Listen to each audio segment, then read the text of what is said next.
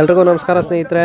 5ನೇ ವರ್ಷದ ಅಣ್ಣನ ತಾಯಿ ವಾರ್ಷಿಕೋತ್ಸವ ಗ್ರ್ಯಾಂಡ್ ಸಕ್ಸಸ್ಫುಲ್ಲಾಗಿ ನಡೆದಿರೋದ್ರಿಂದ ಹುಡುಗರೆಲ್ಲರೂ ಪಾರ್ಟಿ ಇಟ್ಕೊಂಡಿದ್ವಿ. ನೋಡಿ, ಬಿರಿಯಾನಿ ರೆಡಿ ಆಗ್ತಾಯಿದೆ, ಬಿಸಿ ಬಿಸಿ. ಇನ್ನೇನು ಫ್ರೈ ರೆಡಿ ಆಗ್ತಾಯಿದೆ, ಬನ್ನಿ ಹೋಗೋಣ. ಅಲ್ಲಿ ನಮ್ಮ ಗೌಡ್ರು ರೆಡಿ ಮಾಡ್ತಾಯಿದ್ದಾರೆ, ಎಲ್ಲ ಕುತ್ರಿಸ್ಕೊಂಡು. ನೋಡಿ ಹೆಂಗೆ ಮಾಡ್ತಾಯಿದ್ದಾರೆ. ನಮ್ಮ ಹುಡುಗರೆಲ್ಲ ಕಾಯ್ಕೊಂಡವ್ರೆ ಹೊಟ್ಟೆ ಹಸ್ಕೊಂಡು. ಇವ್ರು ಇನ್ನೂ ಮಾಡಲ್ಲ, ಅದಾಗಲ್ಲ, ಹೋಗ್ಬಿಡ ಬರಲ್ಲೇ ಅಂತವ್ರೆ. ನೋಡಿ ನಮ್ಮ ಗೌಡ್ರು ಬಂದು ಕಬಾಬ್ ಹಾಕ್ತವ್ರೆ.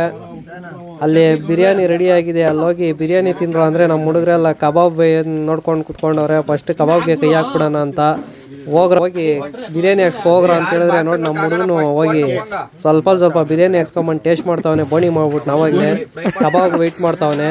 ಕಬಾಬ್ ಹೋಗ್ರಪ್ಪ, ಫಸ್ಟು ಬಿರಿಯಾನಿ ಹಾಕ್ಸ್ಕೊಡ್ರಿ.